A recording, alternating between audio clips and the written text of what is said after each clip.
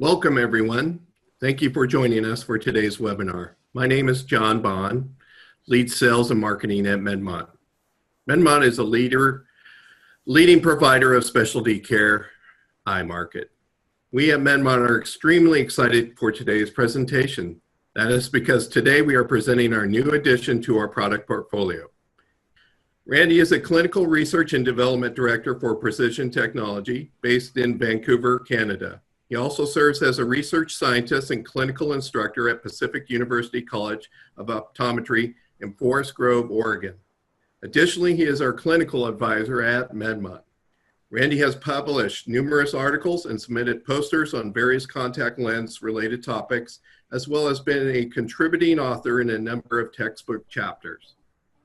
He lectures globally and has a passion of sharing his insights, methods, and research with eye care colleagues from around the world.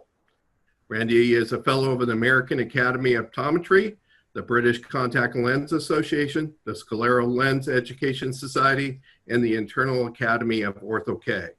With no further ado, Randy, take it away. Hey, thanks, John. Much appreciated. Hey, everybody.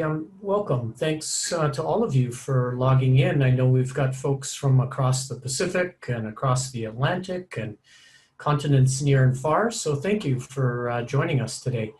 As John mentioned, we're going to introduce the new Medmont Meridia Advanced Topographer. I've been lucky enough to have one at the university for, must be almost a year now, and we've been able to play with it and run it through a bunch of different tests and cases, and so I hope to share with you some of our findings with the instrument and give you some perspective on how we might use this in practice. Today's session will be mostly fundamental, and we'll just try to cover the topography basics for those of us on the session that are relatively new to corneal topography. Then in the second session that John was explaining, we'll go through more advanced topics, and then the final will focus very much on dry eye disease with Steph Wu. But the goal today is to give you an introduction both to the fundamentals of usage, but also what you can do with this brand new instrument. Now, all of you, or many of you, I'm sorry, may have a Medmont topographer and you're familiar with it being a tool for taking topography, but what Medmont has done is added a whole bunch of new features to the instrument that really makes it an awesomely powerful tool. You could say that it's a topographer that does imaging options, but really what it does is it's a very precise instrument that allows for multimodal functionality in that you can do many different things with this instrument. Placing the patient behind this one instrument allows you to do many things, and it allows you as the practitioner to have access to so much information, and again, very precise information. You're probably familiar with the Medmont topographer being accurate, but now with the Medmont Meridia, you have a device that takes very high resolution images of the entire anterior segment. So a very exciting option that I'm very keen to share with you today. Now, those of you who have had a Medmont, you know that it's a 32-ring Placido topographer. It stretches those rings to the far periphery of the cornea, and that's one of the advantages of a small cone instrument. You're able to shorten the focal distance and push that ring reflection to the far periphery of the cornea. In other words, we get a large surface area of capture. That's one of the benefits. And if those data points are accurately interpreted, then we get a very accurate topography. And I think that's something that the Medmont is very well known for in many, many studies. Now, with the Medmont, we do get that very large surface area of capture, generally around 11 millimeters, but sometimes we have some pretty large corneas. Sometimes we have lid and eyelash shadows in the way. And how does a topographer get around those kind of limitations to the measurement to the far periphery?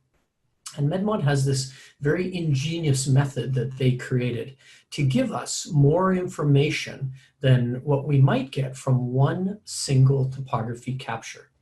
In this case, you can see we've got this very large understanding of the topography of this cornea, but we are missing a little bit of 12 o'clock, of 3 o'clock, the temporal side, and a little bit of 6 o'clock. And that's mostly to do with anatomy, not the instrument itself. But to get around that, what Medmont allows us to do is something called the composite eye capture.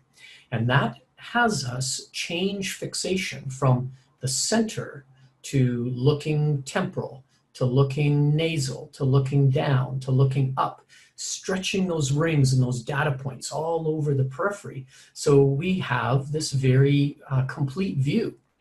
Each one of those images is converted to a topography, and then they can be merged together to create a complete understanding of the corneal shape, power, and elevation.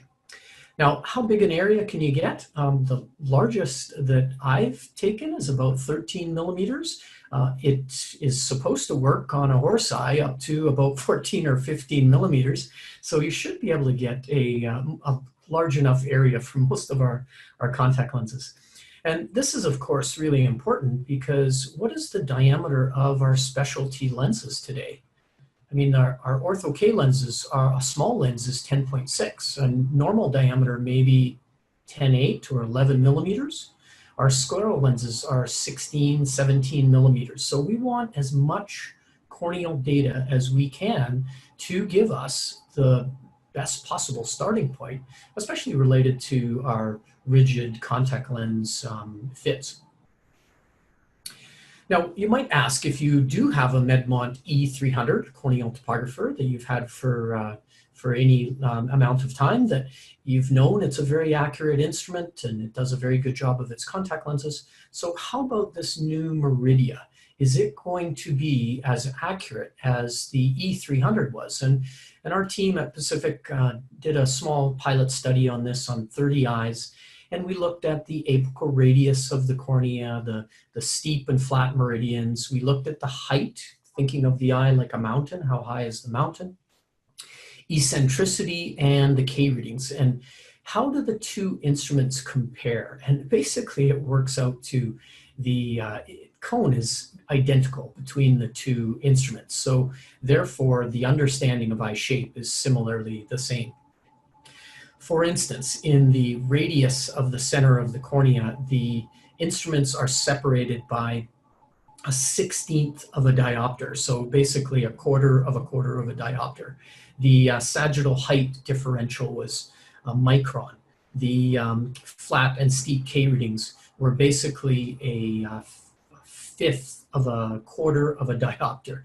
So we're talking about basically the two instruments are the same in the way they measure, which is important because the E300 is relied upon in many educational sites, in many clinics, to be the tool to build that first Ortho K lens, that first rigid contact lens fit, to achieve a very high first fit success.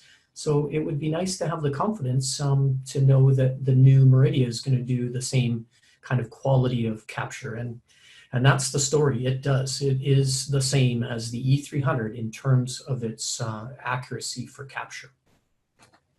Now let's take a case. And it's always fun to go through a particular patient file. And here's one where we've got the topography and how might we begin with the analysis. And of course, I think we're all so comfortable with K readings. We all want to kind of start there. And here we see an eye that has 2 diopters of corneal astigmatism. We look at the eccentricity. Of course, that's the rate of corneal flattening of the eye. It gives you an idea of the height of the eye. And here we see the cornea has an absolutely normal 0.65 eccentricity.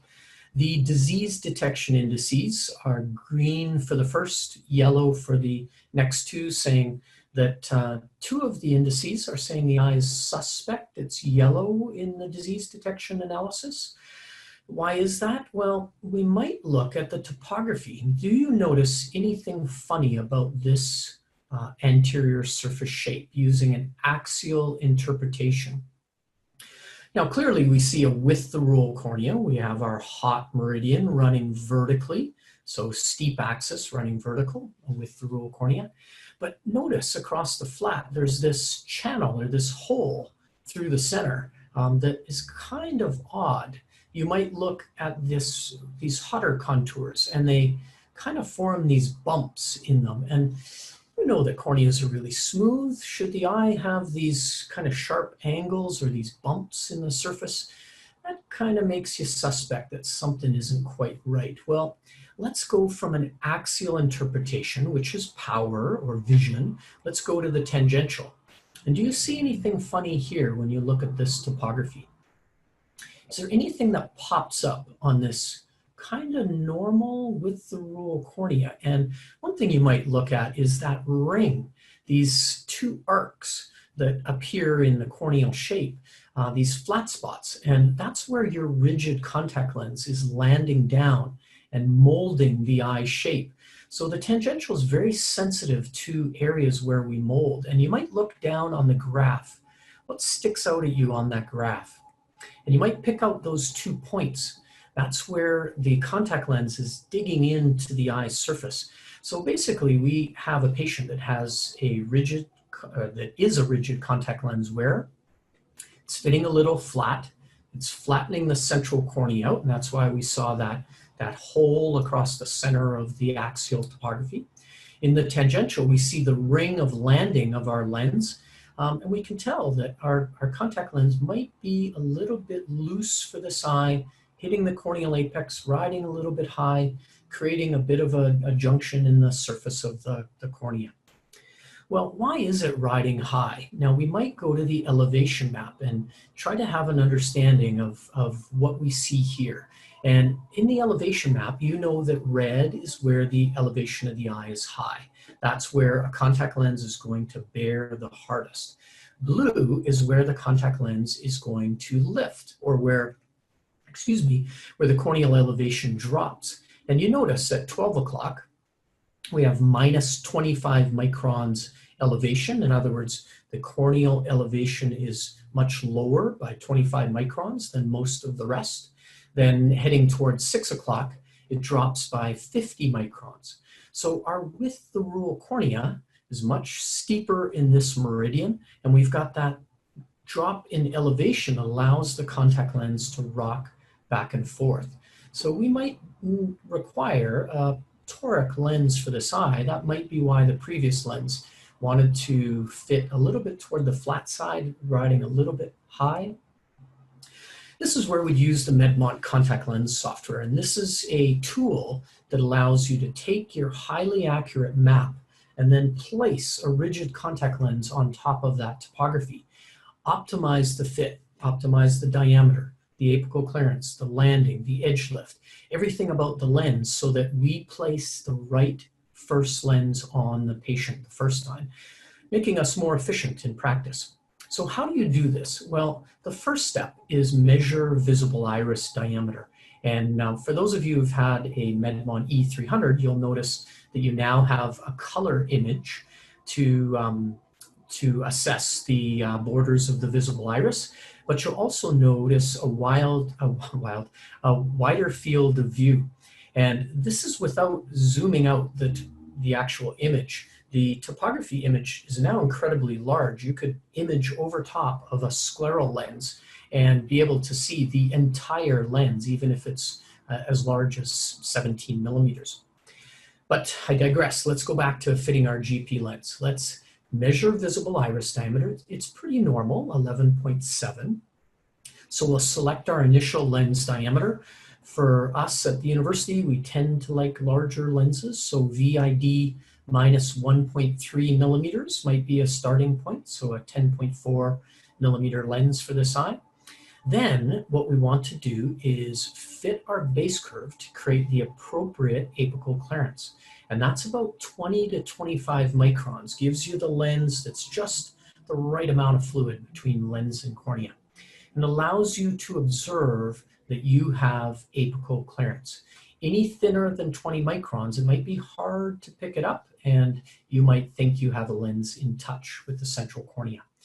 Now, once you've got that apical clearance at an appropriate level, that allows the lens to land down in the mid-periphery and be laterally stable. So what we want to see along the flat meridian is for the lens to touch down at 3 o'clock and at 9 o'clock, so the contact lens is laterally stable. It's sitting on those 2 points, and it is resistant from moving nasal or temporal. So this is good. We've got a few things that we want: the diameter right, the apical clearance correct. We've got landing at 3 and 9 o'clock to create good stability. Now we want to assess the steep meridian, and what amount of fluid do we create along that steep axis of the lens. So let's click our cursor up top. We have 12 microns. Let's click our cursor down below at the optic zone junction. We have 38 microns. If you add the two of those together, you've got 50 microns of fluid if you average what's at the top and what's at the bottom. Ideally, you want to stay around 20 microns of fluid at 12 and 6 o'clock at the optic zone junction. That's here and here. When you're greater than 20 microns, that gives the contact lens a little more room to rock back and forth. So this toric lens may not be toric enough for the eye. And this is what the Medmont does, is it helps us to determine what is the right lens to cornea relationship before we begin. Now, I'm kind of a dumb guy. Let's assume that I'm just going to fit this lens and assume that it's just a little bit more fluid than we want. It shouldn't really affect the fit that much. Well, just to show you how accurate the Medmont is, that's not a lot of fluid, 12 microns up top, 38 microns below, but you can see that this contact lens is a little bit sloppy vertically, that we have a little bit of a channel for that lens to rock back and forth. By designing the lens appropriately so we have less fluid, less room for that lens to be tilting back and forth, especially with all the lid interaction, that that upper lid that crosses much of the upper iris, it's going to move the contact lens around a fair bit. So you hopefully get the sense of how valuable this tool can be in assisting us with our our specialty contact lenses. For instance, our baseline topographies, or our pre-fitting topographies, told us that our previous contact lens might be on the flat side. Our tangential map said that we can see the rings of where the lens lands, and it's definitely high. The elevation map is telling us that we have a relatively toric peripheral cornea. Our contact lens software is telling us where to begin and also pushing us to modify the parameters so that we have less fluid running through the vertical. And with our new Meridia, now we have a tool to image and video these fits so that we can send them off to the consultant so they can assist us to modify this lens, to create a little more toricity along the steep meridian so we can slow down the movement of that contact lens, so we can stabilize it, create a very comfortable fit for this patient. Now let's switch gears a little bit and talk about dry eye. Now, we've known for many years now that a Placido topographer can reflect off the tear film and give us a sense of the tear film quality. And you'll notice here, as we wait between blinks, those ring reflection and the nature of the parallel reflection of the rings shows us that we're getting increasing distortion over time. And that's just telling us that we're getting tear film breakup. The longer we hold our eye open, the more destabilized the tear film becomes. And that's evident, especially in the center here, where a lot of those rings in the center and inferior of the cornea appear to really distort. So a Placido topographer can be a way that we can measure the tear film surface quality and the tear film breakup. And the Medmont is one of those instruments that'll do that. Using the tear film surface quality dry eye test, you're able to monitor the fluid layer over a series of seconds, in this case about 15 seconds, to get a sense of not only what is the quality of the tear film, but at what point does it break up? When do you get at what time do you get a tear film breakup? So here we're able to see, without any dye, without any invasive method, that our average surface area, tear film surface quality score is about 0.4. It's a little bit on the high side. We can see that 35% of the surface area is in breakup. We can see that we have a tear film breakup time at 2.8 seconds. And that last one is the big one. At what point do we get the tear film breakup time? So your Medmont Meridia that is used for topography, used for contact lens disease assessment, can also be used in your dry eye practice. And that's just one of the many things that the new instrument will do. Well, have a look at the patient side of the instrument. For those of you who've used a Medmont in the past, the Medmont E300, you're familiar with the appearance of the cone and the rings that reflect off the cornea. But here you might notice some new additions in the Meridia, where you have 3 lights on either side of the cone. And basically what they do is they will provide the illumination for your Meibography imaging, your infrared imaging, your white light anterior segment imaging, and your fluorescein, your cobalt capture, in addition to, of course, your corneal topography. Now you'll notice that you've got lights on both sides, and this is a very important thing because you'll find when we show you some of the images that the Meridia does, you get a beautiful illumination of the entire field by having the lights where they are and having them diffused in the manner that they are. So here's an anterior segment image that we took with the white light photography of your Meridia. And one of the things you'll notice is the size of the field. We have this incredible field of view. So that gives us the opportunity to image quite a lot of both the ocular anatomy, but also lid margins and beyond. You'll notice that the depth of field is really quite impressive. And that's also to do with the quality of the camera that Medmont has put into this new unit. It takes ultra high resolution, awesome images. And another thing that I don't think I picked up on immediately, but some of my colleagues pointed out to me, was that when you compare the illumination relative to the slit lamp, having those light sources on either side really gives you this broad, beautiful illumination of the entire anterior segment. So it's really an impressive camera. Then for understanding other areas of the ocular anatomy, as for instance, looking at the conjunctival redness, looking at the fitting of the edge of our scleral lenses as an example, we have a tool that does really beautiful imaging as well as lid margin, lid disease, any kind of issues that we see on lashes or beyond. So man, we've got this tool that does this beautiful high resolution photography and illuminate it in really an optimal way. You can also do video, and that allows us to document some of the fittings of our specialty or regular contact lenses.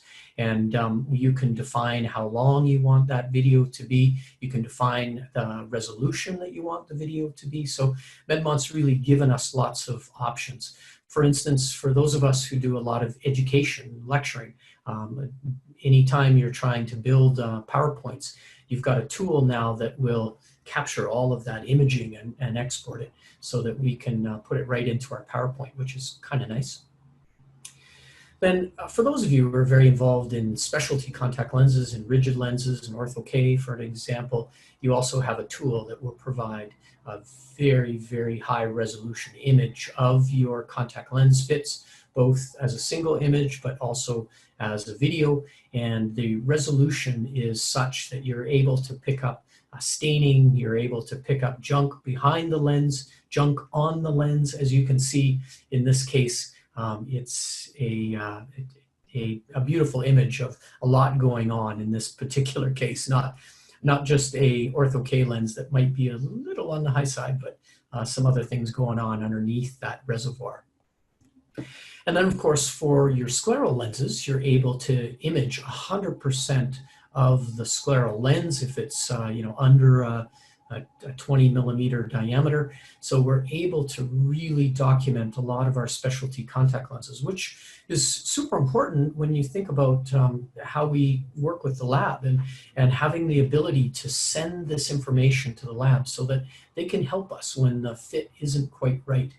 This becomes a pretty valuable piece that the Meridia provides. Now, you might make out in this image how I really messed up here, and I got a foreign body underneath this contact lens prior to application, and you see how easily the Meridia picks up those track marks from that foreign body, and it does a really good job of picking up staining.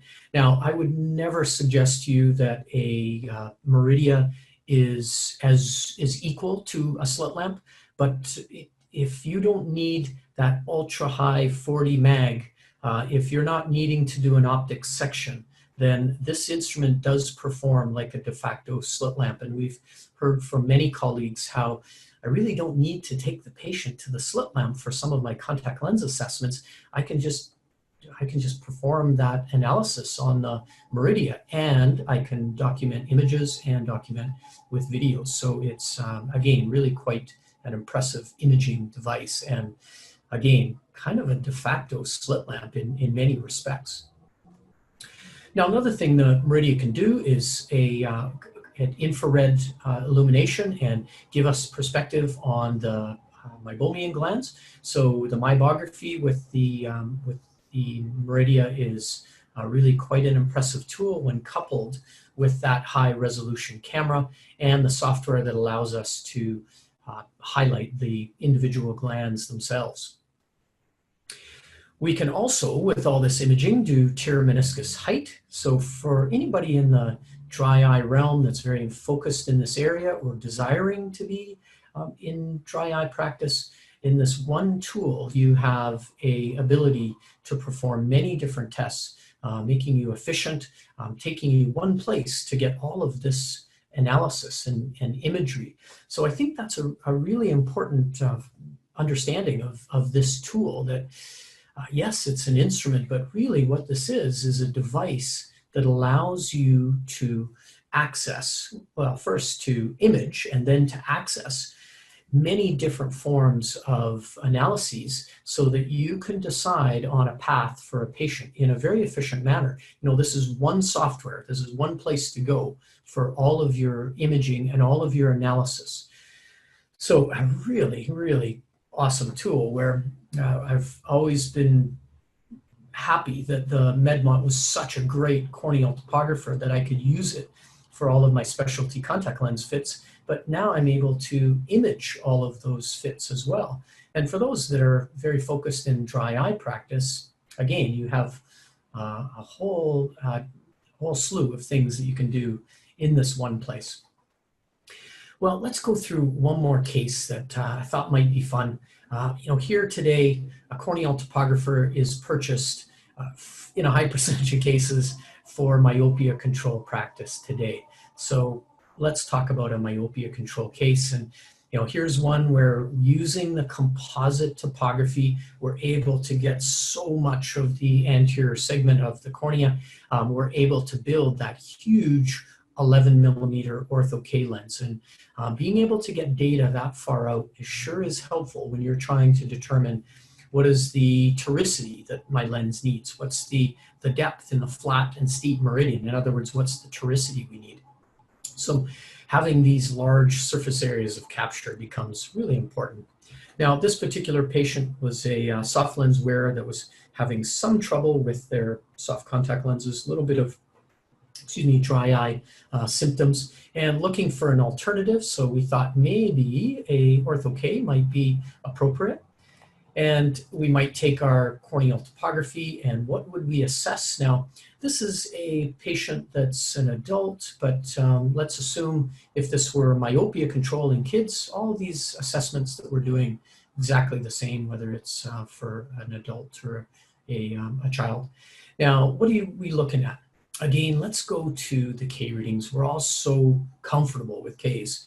And here we see a very median cornea, 4365 is a flat K. That means it's a pretty good candidate. Generally, the flatter corneas can be a little bit more challenging in ortho K when you've got a high RX. We see a very small amount of corneal astigmatism, only 1 diopter, so that certainly makes this a good candidate for ortho K. We look at the eccentricity, and we have a slightly lower than average E-value. 0.65 is the normal eccentricity with the Medmont. This patient's a little lower. We know that once the cornea sphericalizes, once the cornea achieves 0 eccentricity, there's very little room to create more effect. In other words, the higher the eccentricity in ortho K, prior to ortho K, the better. So if your patient has a lower E-value, that might reduce the candidacy. Now, what else could we look at? We might look at the pupil size, and we'd say in an adult, the smaller the pupil, the better, because then we'll have less aberrations. For kids, the larger the pupil, the better, because we want the eye to be subject to as much aberration as we can. That's what appears to be one of the signals that slows down that eye growth. We could look at the sagittal differential. Now, what is that value? That's looking at the height of the cornea around this periphery to say how toric is the outside of the eye. Not so much the center, what's the K readings or what's the corneal sill, but how toric does the landing of my ortho K lens need to be? So that's what the sagittal differential provides. When you have 30 microns or greater, that's typically where a toric lens will perform better than a symmetric. Now let's put a lens on eye. Let's use the Medmont contact lens software and build an ortho K lens. And here we see on the flat meridian the ideal relationship. In the center, our contact lens is above the corneal surface, less than 10 microns of fluid between lens and cornea, really ideal. Now, in the reservoir, this ring of fluorescein here, we see the fluid layer ramping up, an increased fluid thickness. That creates the suction force that pulls on the epithelium toward the periphery that contributes to giving us that myopic, that reduction in myopia that we desire. Now, the all-important, and what I would argue the most important part of an ortho K lens is the landing. If we get this right, we have a good chance of getting the centration correct. We have a good chance of having comfort and having the appropriate response. So here we see this beautiful landing at 9:30 and 3:30, and that's seen here and here. So things are looking really good on the flat meridian. On the steep meridian, you'll notice that our alignment zone is a mile off the cornea. The fluid layer is getting thicker and thicker and thicker as you go away from center. We have not built enough toricity into this lens to match the toricity of the eye. Now remember, this was a patient with 1 diopter of corneal astigmatism. Not very much. So you would presume that a symmetric landing lens would be appropriate. But here we have a symmetric landing lens, and you see the alignment zone is hanging off the eye surface. And that's where the sagittal differential told us the direction that we probably had to go. Remember, it was 31 microns, and that would suggest that anything 30 or greater, we should be using a toric landing. So by going to a symmetric, we may doom this patient to a lens that might not want to center, that might not be as comfortable as we want it, that might not produce the hydraulic force that we want. So again, the Medmont is a tool that really helps us in our decision-making process. What I should be doing now is reconstructing the lens for a toric landing so that we create a better relationship of this section of the lens. So we land at 6 o'clock, we land at 12 o'clock, we create 360 degrees of alignment with the cornea. Now, can you imagine if we would have fit this lens to the patient, what would be the outcome?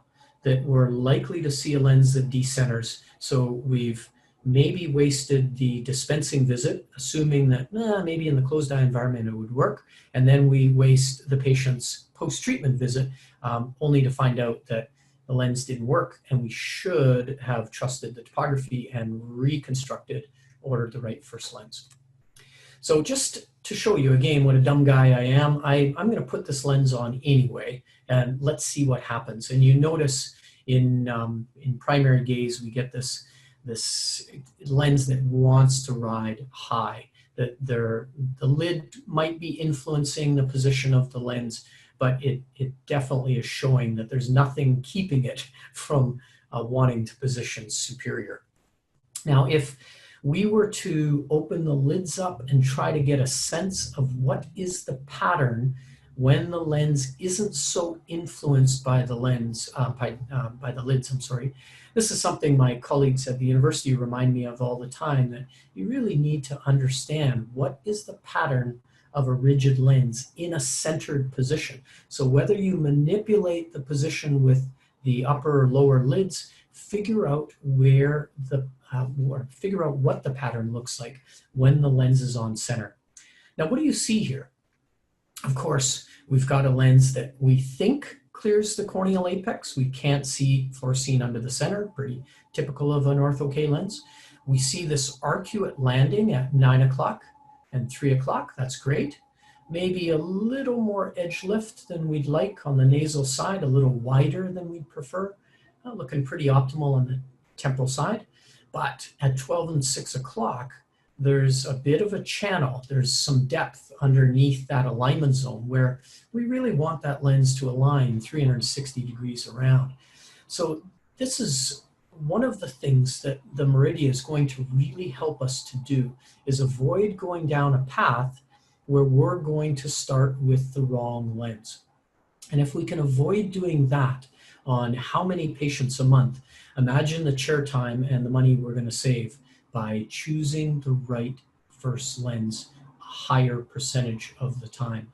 Now, I use both of these cases, the conventional GP and this Orthok lens, to show you how subtle a difference just a few microns can make. Remember, this is an eye that had a 31 micron difference between the flat and the steep. This is an eye that had a 1 diopter difference between the flat and steep meridian in their K readings. Not a very astigmatic eye, but you can get the sense of how much an improvement we can make by thinking about microns, by using the tool to best align this lens in both meridians. Now, what happened with this fit? And here's the outcome. This was just one night, clearly not going in the right direction. You notice the blue treatment zone on your axial map appears to maybe be a little bit high, but it's this hot spot in here that we're just not pushing out of the way. And I'm going to presume that that's the fact that the lens can rock back and forth too much, and it's not likely to squeeze that out of the way. Now, although this was short-term wear, we really need to go longer to prove out whether this lens can achieve full effect. Remember, for those of you who don't do a lot of Orthok, full effect is 7 to 10 days, so rushing to conclusions after one day might not be the thing to do. But I'm thinking based on the fluorescein pattern and how the lens appears to want to be high, the lens didn't appear to align 360 degrees around. We'd have this meridian where it could rock, and our topography after one night is showing us kind of a tilted effect, a little more treatment up top versus down below. Maybe I want to consider refitting. Now here's the tangential map, and remember the tangential is used to understand the position of the lens in the closed eye environment. And here you're looking at the red rings in the center, the blue rings around it, to understand where are the zones of my Orthok lens and what effects are they creating on the corneal epithelium. And I think our lens is centering reasonably well based on those rings, but I don't know that we're going to create the effect. And the axial map is saying that you're not producing a very even effect. Now again, guys, this is only one night. We shouldn't rush to conclusions, but I wanted to share this case because it was just kind of cool. It's a very low corneal astigmat, and 1 diopter, or for those of you and think in millimeters, 0.2 millimeters of corneal sill. That's not a patient you would think you need a toric lens, but the Meridia is telling us in that fluorescein pattern that we could probably benefit from a toric landing lens. Now, one of the issues for any new orthokeratologist or any practitioner who's new to a specific type of rigid lens, maybe this is a product that you've got from your lab that's brand new to you. You don't know all the nuances of this optic zone, the edge, the diameters, base curves, all the various things that you can modify. It's awful nice to use the experts at the lab, and this might be one of the most beneficial things that a Medmont allows you to do. You can highlight all of that imagery you took. In this case, I have my baseline topography, my post-treatment topography, my fluorescein images and video. I just highlight them all and click export. And that creates this little file that encapsulates all of that information, all of that digital data.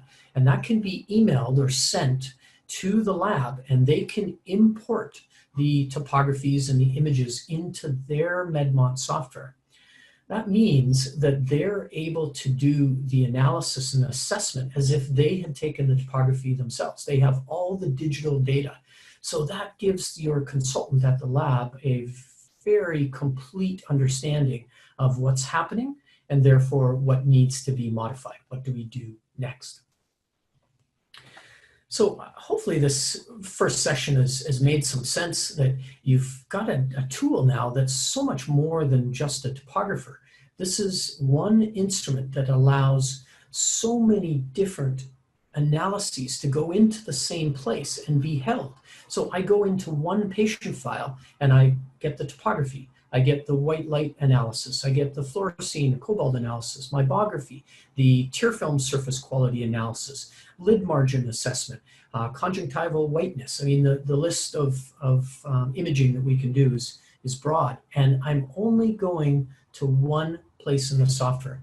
So instead of having many different instruments, needing to teach the technicians numerous tools, numerous software, needing to maintain numerous software platforms and computers and such, we have one computer, one instrument, one place in the practice that we can go for many of our analyses options. And that, of course, will create more efficiency, and you might argue it's going to save a lot of the space in your practice as well. Now, one of the things that we didn't really go over was some of the new features related to dry eye, and that's the ability to look at grading scales for the various dry eye indicators. And what you can do then is say, all right, I think that I've got a staining scale of 2 on this particular eye, so I'm going to select that with the marker here. Then I can go to the various other dry eye indicators. I can quickly and efficiently select where this patient stands based on these grading scales, and that all will go into a dry eye report that's very quickly and efficiently created. So now you have a tool to present to the patient, to print out or send to them, email to them, however you want to do that, and they're able to get some perspective on why you are recommending the treatment that you are and why they need to be committed to that treatment. So a very beautiful tool that's been added to this Meridia that makes this so much more than just a corneal topography tool. For me, I'm much more of a contact lens guy. I love the imaging and video in this instrument. The high resolution camera on this thing is awesome, and its ability to help me build lectures as an example and document cases is really something I appreciate. So for those of you who are kind of geeks about photography, I think you'll really like this ability to take some really high-res images. And as we said, this new topographer does a lot of things for the practice. One instrument in one place in the practice, giving us all kinds of information. And then, of course, it can be networked throughout the practice, so any number of exam rooms can have access to all of your information from your your Meridia topographer, which makes it quite a tool.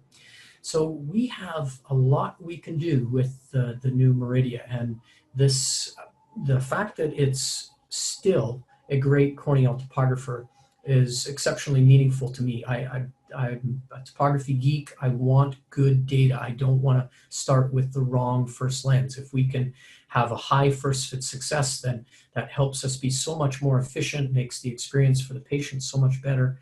Our ability to do all this imaging now that we couldn't do previously, and in a manner that gives us such a clear and precise understanding of what's going on, the illumination of the entire field, the size of the field, the depth of the field. It's I know I'm sounding like quite the disciple, but I really do love our Meridia topographer, and I'm not wanting to give it up.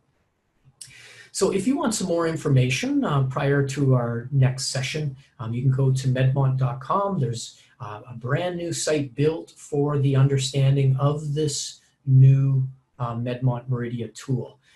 John's going to go through some thoughts about what's upcoming, and I just wanted to say I hope that you enjoyed the session, and for those of you who are more advanced in your application of corneal topography, the next session I hope that we can show some of the additional tools that we can do for your specialty contact lenses and your various complicated cases. So that will be in session 2 next week. John, can I invite you to join us? Thank you, Randy. I appreciate the time and effort you put into this presentation and webinar, so thank you very much. So, pleasure. the audience, this completes our first webinar of a series of 3, and I'd like to thank you, audience, for your precious time. If you've not signed up for the next 2 webinars, please go to medmont.com events to sign up. Thank you and good night.